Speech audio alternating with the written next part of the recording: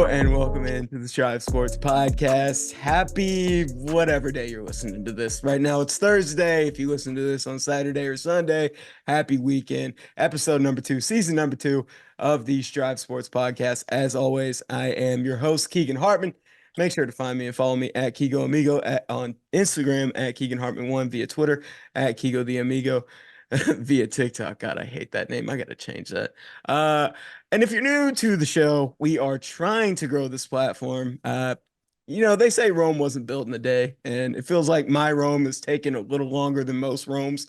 But you know what? We're gonna still post the content. We're gonna still do our thing and dance like nobody's watching. Make sure you like and subscribe to the show, the channel. Even if you listen on the Apple Podcast, Spotify, wherever you get it, make sure you like the show. Leave a review. Tell us how we're doing. Helps us to kind of get better and see what we need to fix. And if you're new to the show, follow us on our socials at Strive Sports Productions on Instagram, Strive Sports Mo on Twitter and TikTok. All right, bills are paid. That was quick, short, sweet, to the point. Now it is episode 14. And ladies and gentlemen, I got to switch it up. Look, you're the first person, and we talked about this off camera. You're the first person on this show to make a second appearance. So congratulations on that. Appreciate it. Yes, ladies and gentlemen, you know the voice, you know the face. He is Mr. Jerod Fernandez. I had a long intro, but we were already talking shop off camera. I felt it was only appropriate that we just get right into it, man. How you doing, buddy? I'm doing good, man. You know, I can't complain. Happy to be alive. You know what? Hey, man, I'm happy to see your happy face. You know what? A lot of people being around you, being around Diggs last year, being around the Breakers family, you guys intimidating at first. I was like, maybe I don't know how to break the ice with these guys. I don't know what to say. And then I was just like, oh my God, they're 12-year-olds. They're just like me. So you guys are genuine, kind-hearted, outspoken, like all the fun. You are the fun and you are the vibe of the team last year. Like you and Diggs are the clowns of the, and I mean that in the nicest, funniest. Like you are awesome, dude. Thanks. You always brought a smile. You're always a jokester. I remember it was a hot practice one day, and I think it was you and Diggs running around squirting bottles on everybody, the water bottles just going behind each other's back, just like childish, but it was funny. I just, man, Yeah, man. You gotta enjoy the moments. dude, you guys keep the vibes at practice fun, and that's just it's fun. It was like one of the highlights of being around you guys and being around the Breakers team. But with that being said, man, like I guess one of the we like to start the shows off with icebreakers, and obviously not this is a little bit of a somber icebreaker, I guess. The Breakers, when we had last spoken, you and Diggs had just signed to play in 2024 with the Breakers, and then the UFL determines what teams are finalized in the new merger, and obviously the Breakers are the shelf team, but that means that there's a roster expansion for the other 8 teams that are in the league. With this dispersal draft that just happened previously, you end up going to the Panthers. Diggs goes to the Showboats. Not only that, I mean, a bunch of your teammates from the Breakers, a lot of them end up in Memphis. You do reunite with a few of your teammates. What was your impression of how everything kind of took place and took shape? And were you kind of taken aback by kind of how everything happened so suddenly? I know that's probably kind of a rough transition, man, especially with all the plans that you had for the season. Oh yeah, for sure, man. At the time, we was more thinking that, we would make the cut, the Breakers would make the cut. We played in the playoffs twice. Like, no way they letting us go, We Right. were a top team in the league. And it didn't obviously that didn't matter. It didn't come down to that. It was mainly more like, which team had hubs, which teams can produce, the fans and stuff like that. So, you respect the move, it's a business move. Everything about any type of professional league or sport you play in, it's all business at the end of the day. You can't take it personal. Mhm. You just gotta roll with the punches and move forward. So, that's what we did. You talk about, going into a new place, a new environment, and Michigan is no slouch. Even previously in the USFL, they are a storied franchise and they align with, I mean, historically, they are one of the more coveted franchises of the USFL. But you reunite yourself, Wes Hills, Davis Cheek, Adonis Alexander, Alex Thomas also coming over from the Breakers. How does it feel to kind of have those familiar faces going into Michigan? Do you really kind of pay attention to that? Does that really, I guess you really don't have any control over the situation or the environment or anything, but does that necessarily kind of alleviate some of the comfort, make you more comfortable adapting Hey it? man, you gotta be comfortable being uncomfortable. You can't be too comfortable in situations. But obviously having those guys that I play with already around, that gives you a good sense of like similarities and stuff like that. Right. And just I'm eager, and looking forward to, learning a new team, meeting new guys, playing, bringing my energy to Michigan and seeing what all they got to offer. I know their defense last year was top tier, so I'm excited to be a part of that. Yeah. I'm excited, man. I'm excited for a new opportunity, new journey, new coaches, it's a new everything. So it's, time to go to work, you know what I mean? I've never played with these guys, I've never played for or with these coaches, so it's back to the drawing board. Now you gotta show them, they got film, they seen you, throughout the 2 years, but now they get to coach it now, you know what I'm saying? So you gotta bring your A game at all times. So Ooh, it gave me chills, man. I'm excited to see it. I'm I'm excited for that. Well, I guess before we even proceed into the UFL and whatever, I feel like it's appropriate. We kind of go down memory lane. We always like to on this podcast. So rewind back to your days in Florida. You grew up just outside Orlando, right? In Sanford, Florida. You Yes, sir. played at Lake Mary High School under Coach Yes, Scott. sir. First and Scott foremost, Perry. talk about your relationship with Coach Scott Perry and playing at Lake Mary. Go Rams, man. Shout out to the Rams. Uh, Yeah, shout out to the Rams. how was it? How was it playing under Scott Perry, and how was it playing at Lake Mary, man? Take me down memory lane. It was fun, man. Like I said, I'm from Sanford, so I played my all my Pop Warner ball, my little league ball. I played in Sanford for, the Seminoles and stuff like that. But, Yeah. got to high school and things changed. I honestly really didn't want to go to Lake Mary at first. Mhm. Wanted to go to Seminole High School, and play with, everybody I grew up with. Mhm. But, I didn't have no input in that. Mondukes forced us over there. So, we again roll with the punches, Right. control the controllables. Mhm. So ended up at Lake Mary, man, and it was the best decision we could have made. It was great 4 years for me. Played varsity as a sophomore. Started on varsity as a sophomore all the way up until my senior year. I mean, I ain't got no regrets, man. I did everything I had to do while I was there. Did everything I wanted to do while I was there, and then it jump started me into my career and where I'm at today. I was doing some recon and I found an old high school video of your film on YouTube, and I believe it was Coach Perry that put it together.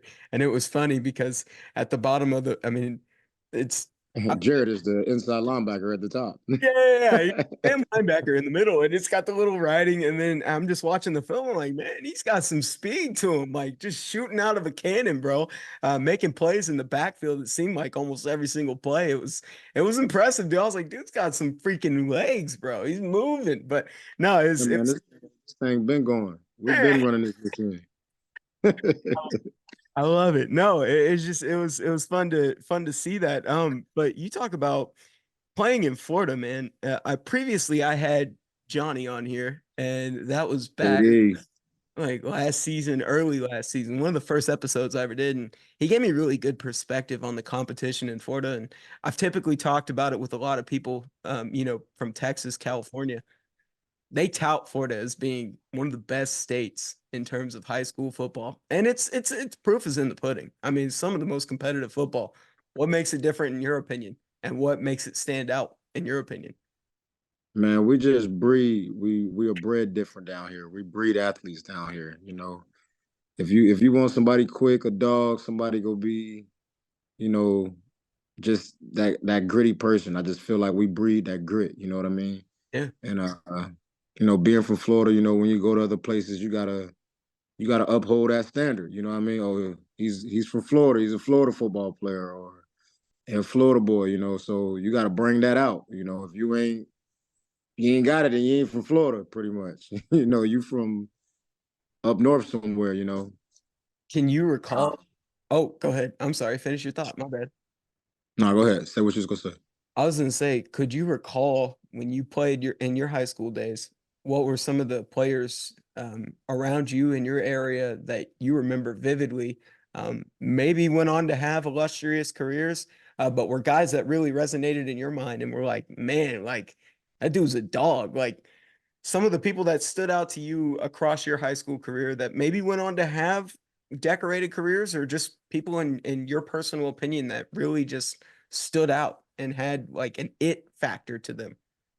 Man, past, present, uh, is a bunch of athletes come just out of Seminole County in that area alone. Obviously names that stick out is Ray Armstrong. He went to Seminole High School, played at Miami, played safety at Miami, played numerous amount of years in the league. Andre DeBose went to Florida, probably best kick returner, punt returner Florida Gators have ever had. Besides Percy Harvin and stuff like that. Andre was that guy. If you go back and look up his highlight tapes, man, that gave you chills. Because I remember seeing that as a Pop Warner player going to high school games and watching them boys go crazy. So, for the world to see it, it's like, man, I've been seeing this. You know what I mean? I'm used to this.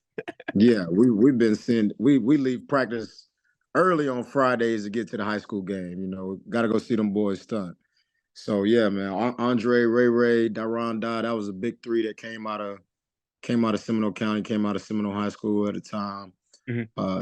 Keon Green, another one of my boys I played with. He went to Lake Brantley High School, went to Cincinnati, played running back. He played some years in the league. Gabe Davis, he's in the league now. Mm-hmm. He went to Seminole High School. Nick Westbrook plays receiver for the Tennessee Titans. He went to Lake Mary. Okay. Got guys all spread throughout college, man. We just produce. If you look at the numbers, man, we got them. You feel me? People coming out of Sanford, coming out of Seminole County, we got the athletes. We got what you need, what you want. In general, the South is just a recruiting hotbed, and you think about all the Division 1s that y'all got there. I mean, like even in Florida alone, Miami, Florida, UCF. I mean, it just the list goes on. Even FAU, FIU. FIU, yes, correct. Um, I was gonna say, I guess finishing that, Clemson, Georgia, South Carolina, North Carolina State. Shout out to the Wolfpack. Yeah, NC State. I don't know about the other schools you was Oh yeah, calling. We go. sorry. Foreign. My bad. Hey, but we didn't mention Clemson, so there you go.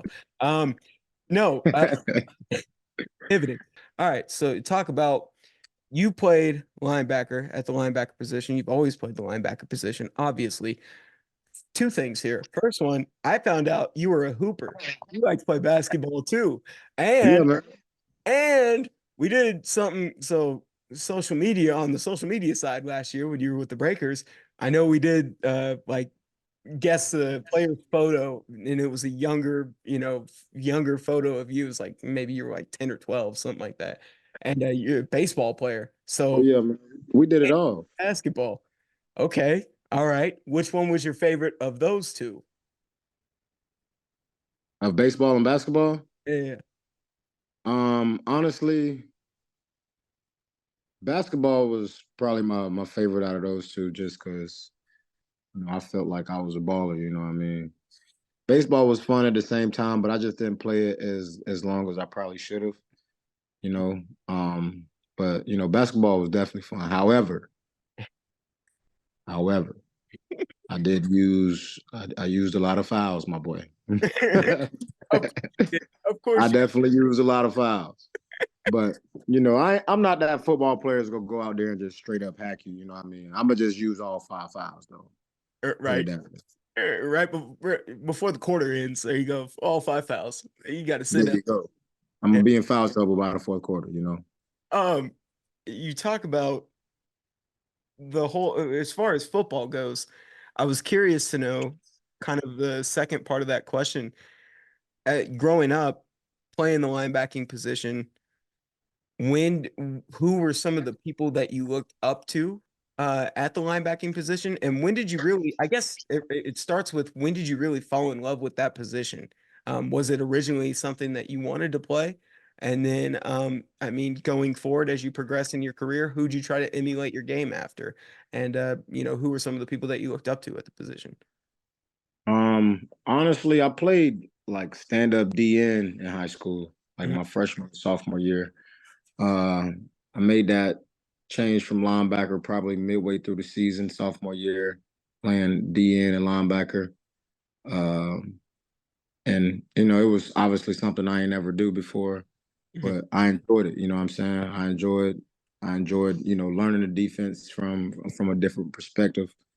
mhm. I enjoyed having D linemen in front of me taking up blocks so I could fill gaps. So that's just the how I really fell in love with linebacker. As far as players watching, obviously Ray Lewis. Um, I watch Lawrence Taylor. I wouldn't say I try to simulate my game based off them, but watching those guys and how they play linebacker, it gives you a better perspective on how you should play. That's why I do play the way I do play. You can't be no. I was gonna say something probably ain't fit for TV, but you know what I'm saying. You can't be that down there in that box. You gotta, you gotta, you gotta drop them and stand up in the plate. You know what I mean? Right, right. So Patrick Willis as well. A lot of cats don't even probably know who Patrick Willis is or know about P. Will. But Patrick Willis, Navarro Bowman. Come on, we don't know about these guys. They gotta do better. I'm talking about the young guns, not you, kid. I'm talking about them fresh out boys. Yeah. They don't know they Oh, ain't really hip to that P. Will game. I mean, I look So like 16, but come on, I got some kids. No, but no. yeah, man. Those are some guys I watch. Luke Kuechly, Clay Matthews, all those guys, man.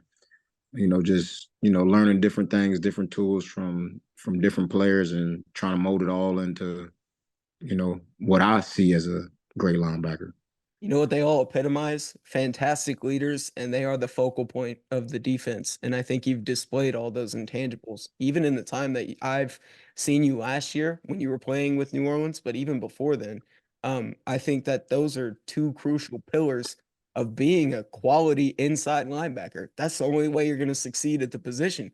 I think you would agree when I say this. The inside linebackers are in general, not only are they the core of the defense, but they are pretty much the quarterback of the defense. I mean, they're the, Correct. the leadership of the defense. I don't know if you have anything to add on to that or if you want to piggyback off of that. Yeah, correct. You're right about that. And I take ownership in that, especially being a Mike linebacker, getting play calls, relaying play calls. As a backer, you got to be on the same page with Mhm. two different position areas. D line got to be on the same page as you, so you know which gaps you fill in the run game, and the coverage guys, you got to be on the same page with them, so you know where the hell you dropping at or who you got and what type of coverage we in. Right. So I feel like it is a lot of responsibility, and in order to play it, you got to be smart and you got to be able to handle all that and play through it. Right. So kind of shifting over towards your collegiate career, and we're going to kind of get back to, your responsibility as a playing with the breakers and whatnot, and we'll elaborate more on that later on in the show. But I want to kind of give a preview of your collegiate career. So you go on, you end up signing, I believe you committed in June of 2012, if I recall. You go and Doeren, am I pronouncing the Hey, name? Doran. Yes, Coach Doeren. I I believe was doing. he was fresh on the scene from Northern Illinois University. Yes, sir. Right. I want to say they had just So the previous coach in 2012 was abruptly let go because of their performance. I think Brian. they went 7-5 the previous year. He comes in, they go 3-9 their first year when you first arrived. That second year, they I draft. redshirted. Oh, yes, redshirt freshman year. But then Yeah. that next year, they go 8-5. Yes, sir. But let's I start. was not redshirting then. But start with the process of going to North Carolina State. You were heavily recruited, dude. I mean, Cincinnati, you had Troy, I think Memphis, I think Pittsburgh was on there. And there was a few other schools, but what gravitated you towards North Carolina State? Yeah. Well, NC State was my first offer. I was like I told you earlier before we started this, that's when I was just figuring out what an offer was, had a school reaching out, was showing interest. And, obviously I did a lot of research on them, looked them up a lot, and I fell in love with that aspect of it, Yeah. And then Tom O'Brien, I was actually committed to Tom O'Brien and his staff, Coach Mike Reed, coach the DBs at Clemson. He was the guy who recruited me from state at the time. Mhm. And I just talked to him. I had that home feeling there with them, Yeah. even though I had multiple offers, like they kept in touch. They always sent stuff. He always called or text or, just little things that a lot of other schools maybe didn't do, you know what I mean? So I'm like, they want me, you know what I mean? So I like it. I want to go there. So, I took a visit and committed to that staff. And then that staff got fired, obviously. So Yeah. I was like, damn, like, do I still stay with state, or like, do I go somewhere else? Should I start taking visits? And what kept me at state was Coach Dave Huxtable. He was a DC linebacker coach at Pitt at the time, and that was going to be my next move. And then he ended up taking a DC linebacker job at state. And I'm like, it's really meant for me to be here, And Coach Doeren, as soon as he got in, he called and make sure he was keeping all the guys that was committed, all the younger guys, and it was a learning journey for all of us, man. Like I told you earlier, it was their first year, my first year. My freshman class was like the guinea pigs of NC State for Coach Doeren, And we figured it out. We figured it out, as we went. Mhm. And that when my redshirt year, we was 3 and whatever, didn't play well, but at that time we had a lot of guys, from Tom O'Brien's staff, or not the staff, just the player wise, older guys, seniors that, really weren't bought into what this new coach and these new coaches trying to bring to the school, They was already, set in their ways on, what they had going on, whether they was leaving for the league or transferring or just staying to stick it out, you know what I mean? So Right. it was a bunch of bumping heads all over the place. That's why we went 3-9. You know what I mean? And then, as time went on, guys started buying in, coaches started buying in, players started buying in, and we just started to gel. And, since then, man, it's just been uphill from there, NC State has produced a lot of guys in the league. We've been having, good years back to back to back to back to back and counting, you know what I mean? Yep. I don't think they're really slacking or falling down in the talk. Obviously, people look over state, ONC State, but at the same time, like they're producing, they're showing, you know what I mean? They showing up, and I just think they got to keep doing that. We go keep doing that, and I just felt like that was a culture that we built and brought there with Coach Doeren. That's a really good point. I mean, you guys are the founding fathers of the culture of Coach Doran's tenure. Jesus, I can't talk. But you talk about that first year, man. It's great point, by the way, because nowadays people can just be like bitch and complain and get out of the situation that they're in. They're like, I'm just going to enter the transfer portal. Like if I ain't on Oh yeah, into the culture, I'm out and I'm going to go get some money and elsewhere. But in that situation, it probably would have been a lot more complex for anybody to be like, okay, I'm not bought in. I'm going to go elsewhere. And they're almost forced against their will to stay there. And they were previously under O'Brien's, staff and whatever. So the transition there is, I mean, that's 1000% everything to do with it. That's a great point that I didn't even think of, but obviously. Yeah, because back then, when you transferred, you had to sit out a year and you couldn't go to like same conference. So it's not like you could leave state and go to, UNC. Mhm. Nah, you had to either go down, to like D2, D3 Right. if you wanted to play. If you went D1, you sitting out. Yeah. You're not playing that year. So that's the risk you took with transferring. When people did, guys did transfer. For instance, Marquez Valdez Scanlon, that was my roommate at State my first 2 years there. And he ended up transferring, went to USF and turned up and shit. Now he on his way to go win another Super Bowl, you know what I mean? So it works out for some people, but then again, it didn't work out for some people, you know what I mean? Yeah. But now, like you said, you got that portal. Shit, you could leave NC State and be at Carolina. You could leave NC State, be at Florida State. It don't matter, Right. No, if by the way, off topic, if MVS does watch this, go Niners. But switching gears over to back to your sophomore year, which would have been technically your redshirt freshman year. That first year you get in there, I guess the redshirt year is really just devoted to understanding what Dobrin. I'm so sorry. Did I pronounce it right? Doeren. I'm sorry. Don't Doeren. think, don't think about it too much. Okay, I won't overthink it. Coach, here we go. You ready? Coach D. Coach D. That's a good. Okay. Coach Smooth D. and simple. Coach D. When you get to watch his system from afar, your first year you're there, and then the second year you're thrusted in. I think you play what 10 of the 13 games that first year. Like you're already thrusted in, and you're already one of the focal points of the defense. Man, talk about that first year of getting to see some action for NC State. That first year was a if you did a lot of research, you'll know what happened that first year too. I played, but we had some. It was fun, man. I was able to start. I started a few games, coming out of that redshirt year. Started my first game against Georgia Southern. Never forget it. The crowd, the noise, the butterflies, shaking, made my first college tackle. Like I'm tired, you know.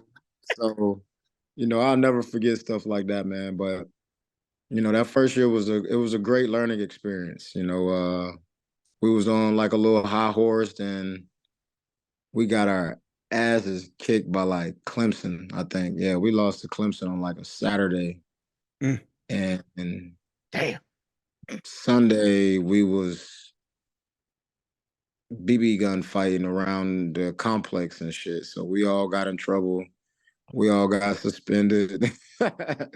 That's why I say that first year playing was something different, Oh It my. was like 12 of us, man. And yeah, it was an experience. I remember sitting at this place called Sammy's Tap and Grill. It's a little wing spot off Avon Ferry in Raleigh. Mhm. And you know, ESPN's on and you looking at the little bottom ticker at the bottom, breaking news, NC State players suspended. I'm like, oh shit, this for real. We really got in trouble. Like That's how this you. not just some in-house shit no more. Like everybody knows. Oh, so that just it moved quickly. Like y'all were Oh like, yeah. Oh yeah. We was yeah. Oh yeah. That was not a good time because as soon as I saw that, I think my pops had called me like right after that, like cussing me out. Like, the fuck are you doing? Like, I didn't send you up there for that. Like, yeah, well, I'm not playing this week, so don't look for me. my gosh. So how many, if you don't mind me asking, how many players that weekend were suspended on that? Do you remember? I'll tell you one for sure. Mr. Mike Stevens, my boy. Oh my. Oh, shout out Steve's, man. Shout Shit. out Steve's. Yeah, man. It was honestly, it was a bunch of us, gang. It was a lot of us. It was like 12, 14 of us. And at the time, only like half of that 12 or 14 really was playing. The other half was red shirts. So, So man, how long was your so you were out for the, I guess, a 3 game stretch is what it I was out for I think one game, but being out for one game, you're giving up somebody else another opportunity to go step up and play, and then they step up, play good, play well. Now you on the waiting block now because now that's their spot. You know, they took advantage of that opportunity. you talk about that next year, which if I'm not mistaken, I'm sure the same rules would have applied in 2013. 2012, you have to sit out your first year. You're there, or 2013, you got to sit out that first year, your freshman. That next year, you have I mean, like that class in 2013 really stands out because you've got guys like Bradley Chubb, BJ Hill. I think, was it, there was a quarterback that just, Jones, Contavious Street, yes. Mike Stevens, he was in that Mike draft. Stevens. Yes. Um, those guys, so all those guys, are they starting that year? I mean, that's a lot of talent for freshmen. Um, uh, They all played, my God, that's a young team, dude. and then by senior year, it was on and cracking. You guys went 7-5 off of those two. So it's freshmen and sophomores mostly Yep, that. we had a very young team. That was our whole thing at the time. We Mhm, was winning games, and we was winning games young. mhm. But Those 4 years I played and wasn't not including my redshirt year. So the 4 years I did play, we went to a bowl game every year. We was we was putting out what Coach Doeren was putting in. So credit to them and all that. how did it help you mature as a leader with all those guys on the defense? Because you think about how many names are there, dude. Like that's got to be, I guess at the time you don't even think of it as pressure. It's a brotherhood. But you look Yeah, back, correct. it's like, wow, man. Like just it's amazing to think about how many people, how many amazing people were in that room at once. It's just it's a lot of talent. That's crazy.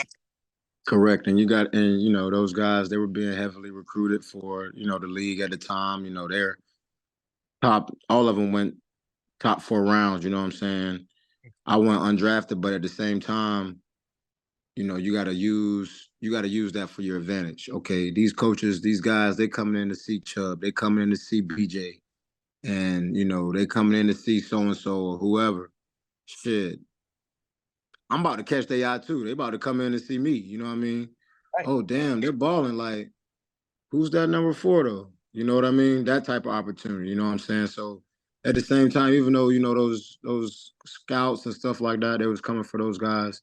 You wanna use that as leverage for you too. You know what I'm saying? You got to go out there and get it as well. So that's what I tried to do. That's what I did. How did that motivate you your senior year? Because I know that a lot of those guys are going to be transitioning into the draft. So Oh yeah, for sure. Well, senior year, it's senior year. That should motivate you enough. You know what I mean? It's your last go round. yeah. This all you got. This all we got. This is it. You know what I'm saying? There's no U-turn. Ain't no turnaround. Start over. Restart button. None of that shit. This is it. It's time. It's the time is now. Everybody got that. That now tattoo with time and shit. And everybody said. But it was real deal. Like You, it's time to get to it now or never.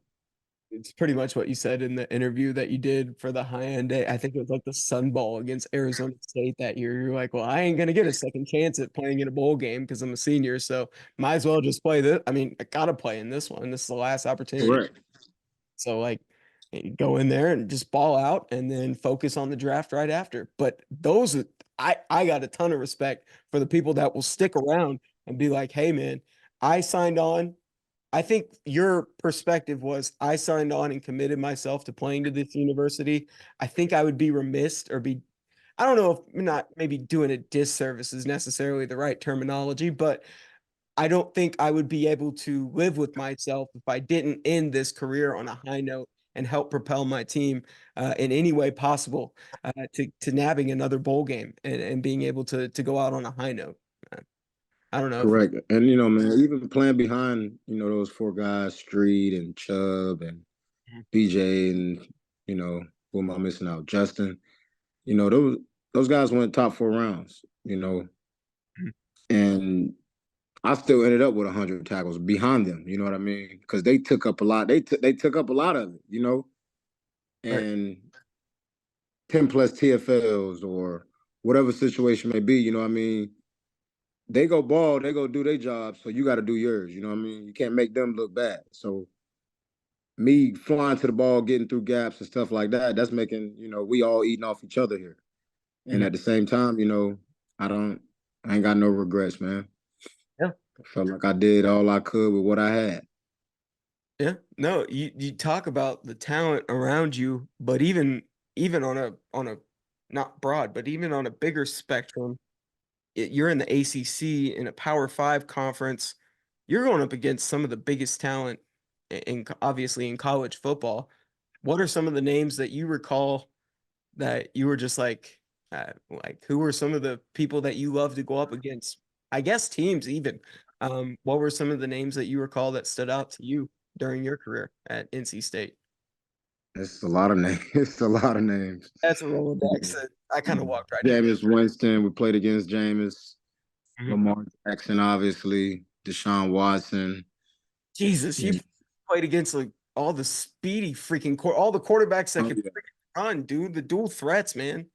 yeah, Lamar was a problem for sure. Like that's real. That ain't fake speed. That's real speed. Hard to You contain. know, Wayne Gallman. Wayne Gallman was a uh, he plays. He played. I know he played for the Giants. I think St. Louis or somebody just picked him up or signed him or something like that. But he was at Clemson with Deshaun back there. Wayne tote that thing. You know what I mean? So it's a lot of names, man. Deion Kane. He played for Birmingham. Played against him in college. Um, I would say some Carolina names, but we don't speak on them too much. So we Absolutely. just go leave that school out altogether. We don't name. But yeah, man, it's a lot of guys played against, and guys that's still in the league right now to the day. Jeez. Yeah, I walked right into that one. That was a horrible question. Because I mean, you look at the Power Five in general. There's a lot of big names. So yeah. Keep it short and sweet, man. I pivot off of that. Pivot off your collegiate career. Um, so going into 2017, you as an undrafted free agent with the Washington then Redskins. I'll go ahead and emphasize that now. And so you go in there with, I believe, previous teammates of yours, one still a teammate of yours with the Panthers being Adonis, but also Vontae Diggs. We Correct. talked about this the last episode, last time you were on here. It talked about it was Diggs' episode. I want to talk about it again. First off, that relationship in and of itself probably started its cultivation there. It probably started to grow right there, then and there. And then Correct. adapting, how did that having, I guess, Diggs and kind of that support group in the linebacking room, I guess, what was the introduction like into the Redskins organization coming in general as an undrafted free agent into the NFL? Um. Well, for one, you're not drafted, so you don't you don't got some of the luxuries that the drafted guys do got. And but at the end of the day, it's everybody still got to step out here and make this team and ball out. So you took that in. You take it all in, man. It's a opportunity of a lifetime. Some of us been dreaming about this. Since we were 7 years old. You know what I'm saying? So you cherishing every moment, cherishing every day, but at the same time, it's a place of work. Like Right. we working in here. This your job.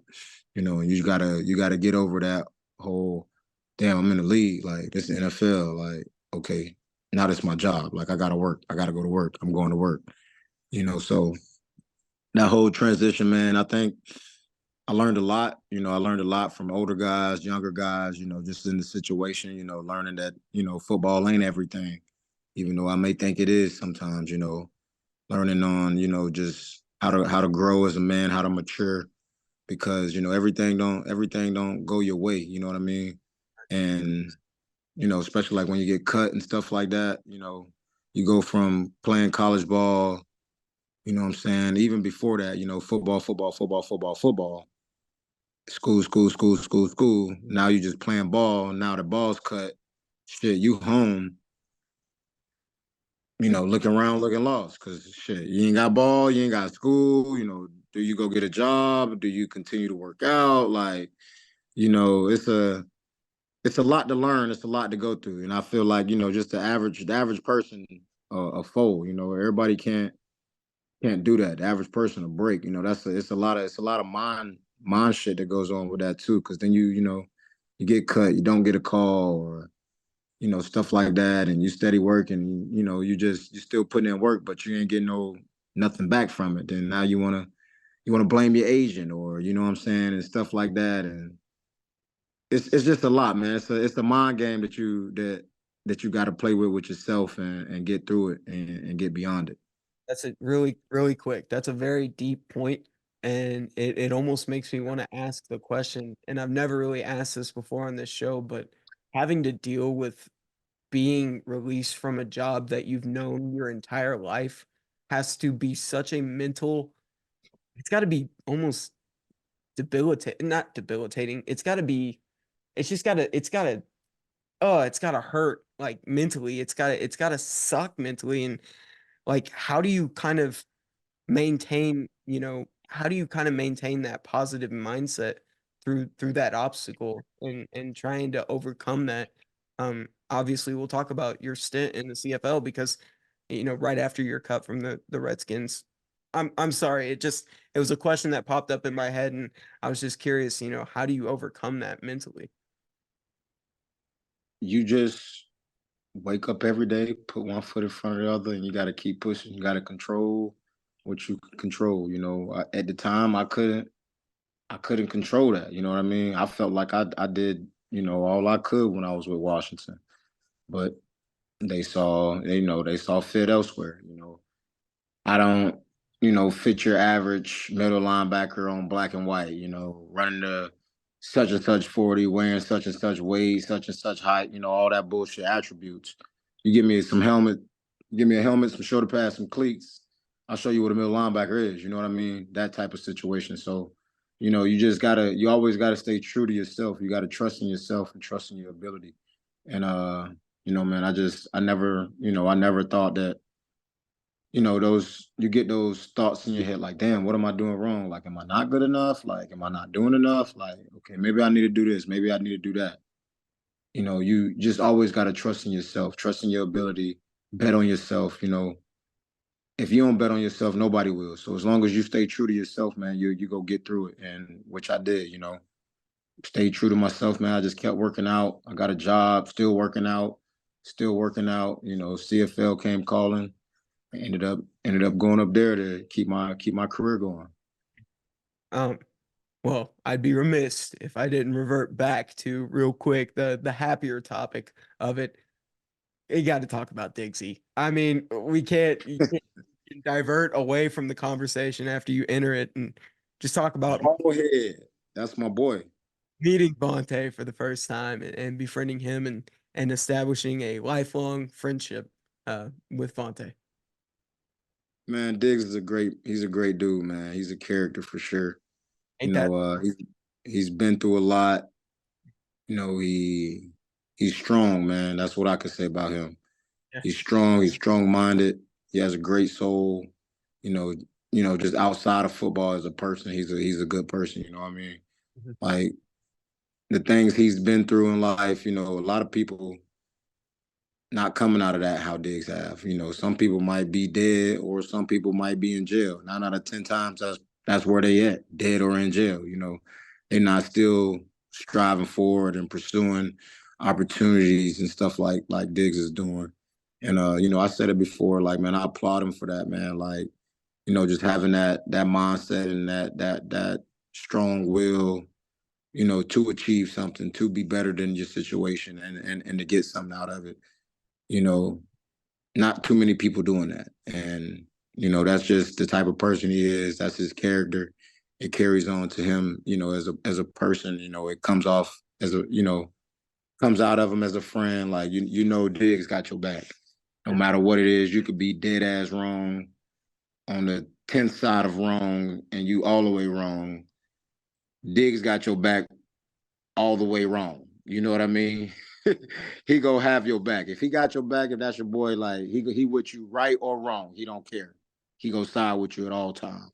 And you gotta love that as a friend. You know what I mean? That's my dog for a reason.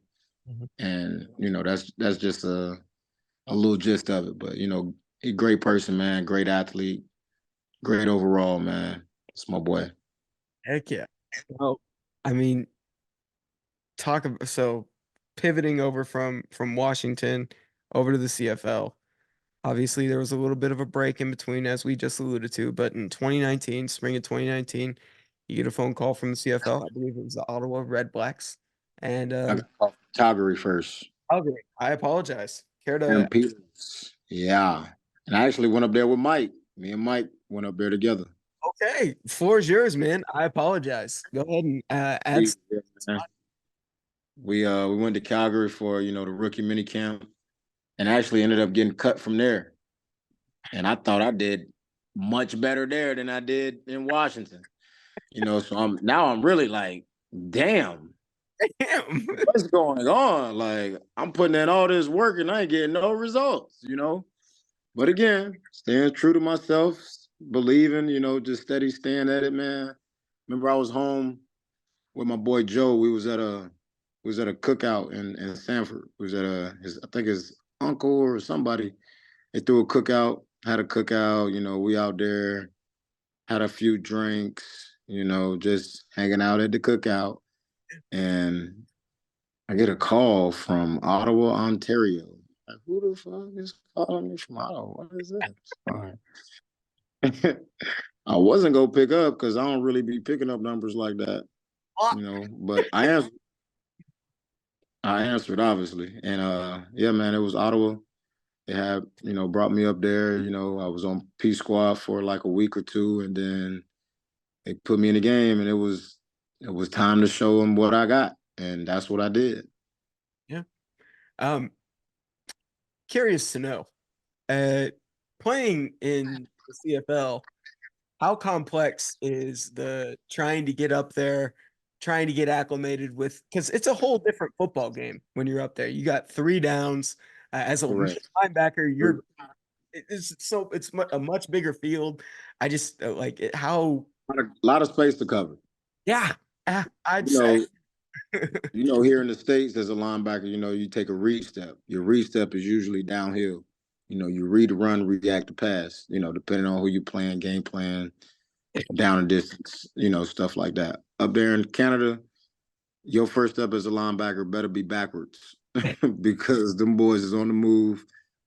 And, you read here, you read run, react to pass. There, you read pass, react to run. Much different ball game. Yeah. But it's at the end of the day, man, it's still football. It's still ball. It's another extra receiver, extra DB. It's 12 on 12. Fields are wider. Offense got that running start. You got your downs.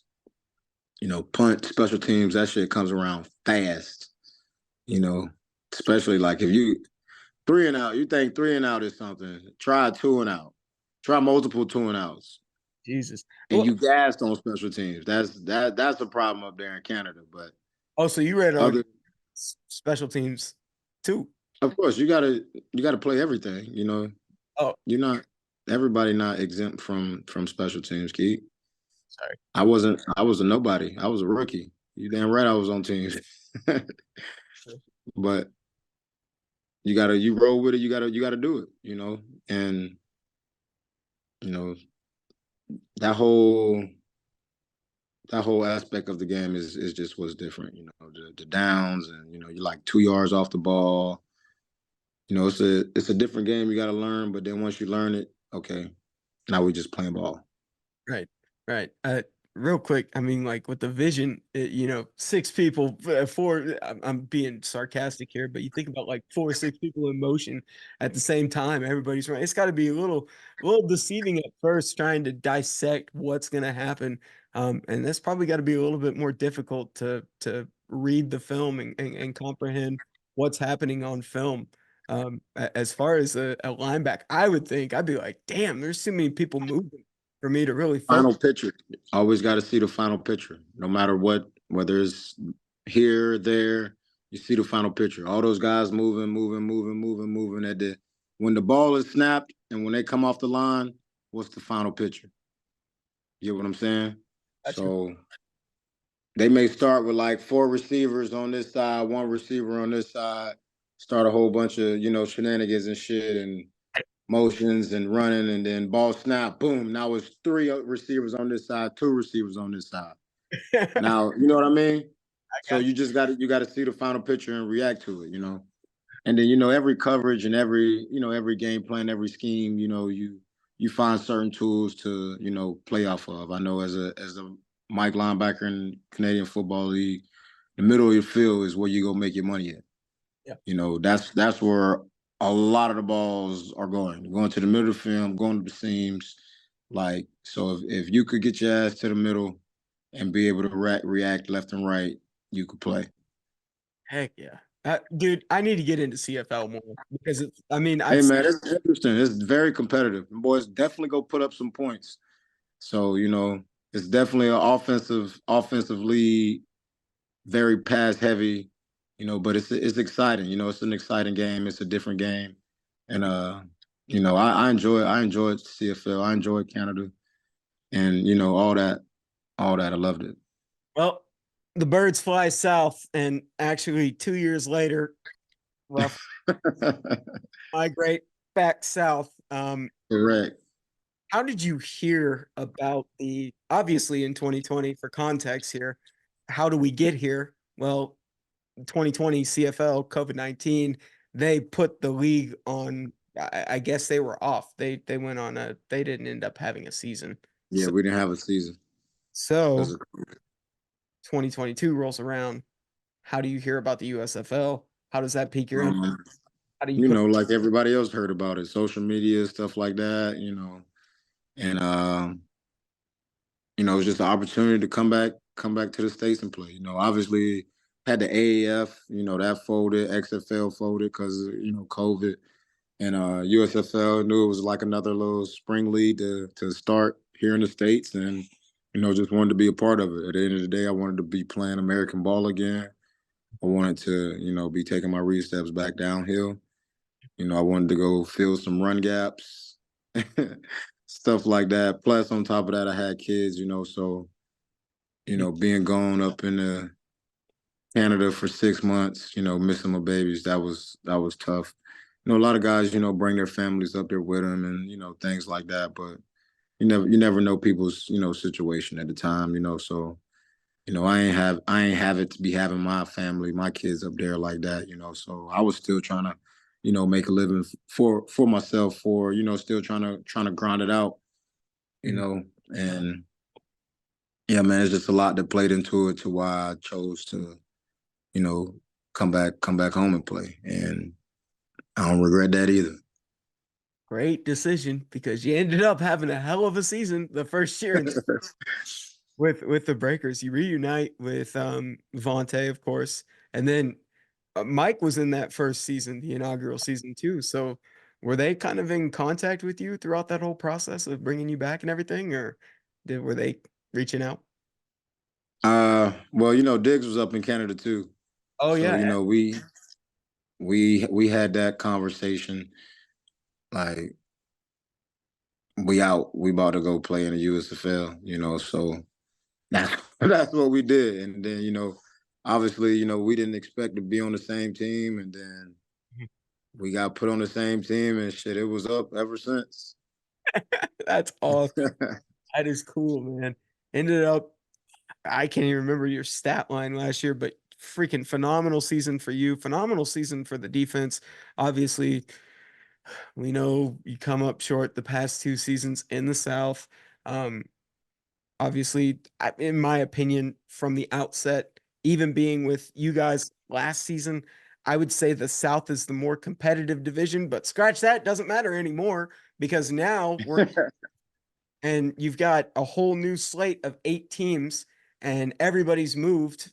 Breakers are obviously no longer, and along with the slew of other teams. And so now you're in a whole new situation pretty much resetting yourself with the Michigan Panthers. And here we are. I mean, you are embarking on your third season of spring football. How are you feeling physically? And what are you looking forward to with this new team, man? What are some goals and some aspirations for going into this season? I feel great, man. Feel great mentally. Feel great physically. Um, I'm excited. I'm ready to get to it. You know, I love ball. You know, so I'm ready to get to this new journey, and attack it. You know, like I told you before, you know, you're meeting a new team, new coaches. You know, some similar faces, some not. You know, now we got to figure out how to all play together. You know, gel together, and you know, goals stay the same. You know, bet on yourself, believe in yourself. Let's go get all UFL or whatever it may be. Let's lead the team in tackles. You know, let's push ourselves to do more and better than what we did last year. You know, the end goal for everybody, you know, you want to win the championship. You want to go all the way to the end, but you know, that journey already started. You know what I mean? It's time to get to that right now. You know, you don't wait till championship time to play for it. You play for it now. So, you know, man, I'm excited to get with the team, you know, learn the guys, meet the guys, and, you know, turn heads, man. You know, just make something shake. Is there any particular opponent that you're looking forward to playing this season? XFL, USFL division, conference, whatever the hell they're called. Everybody. Everybody and their brother. I'm looking forward to playing everybody. You already know that. Right. I know where you're headed. I know where you're headed with that, but No, no, you no, no. know, You know, gotta we ask. always gonna be excited to play them boys. You know what I mean? Hey, man, you're a communications major too. I'm asking the journalist questions here. All right. I'm just asking the question. No, it's No puns intended. right. Exactly. No, it's excited to, I'm excited to see how this reallocation kind of, shakes up everything. Nevertheless, I mean, it's talent all across the board. And I think that I don't think I think it's too close to call. I think it's anybody's for the taking because it's a fresh start. It's a new environment for everybody. It's new territory for everybody. So I don't think anybody's too comfortable. So if anything, Uh, I don't think anybody's too you, comfortable. you know, there's some people out there still comfortable, I but don't think. it's all right. It's all right. We go get them uncomfortable. We go wake that ass up here shortly. Hey man, well, sorry I wasted an hour of your evening. Nah, brother, you good. I am greatly appreciative to talk I shop. appreciate you, Keith. And next time we do this, hopefully it can be in person. Because what's a third episode with Jerod What Fernandez? I told what I told you. Stop hoping. We might be able to put a play into motion. Let's see. But meantime, I cannot thank you enough for taking some time out of your evening to sit down and talk shop, man. I'm excited to see you play. I'm excited for your new beginning, and I can't wait to even if regardless of what happens, I will be catching a game this year. So I'm excited to watch you play, man. I'm excited for your new endeavor, Appreciate you, Keith, man. You already know you're my boy, man. sir. Always stay in touch, no matter what. You know, stay locked in, stay true, and believe in yourself. Thank you. Words of the wise. Episode 15 of the Pike. For now, episode 14. You've been listening to the Strive Sports Podcast. Take it easy.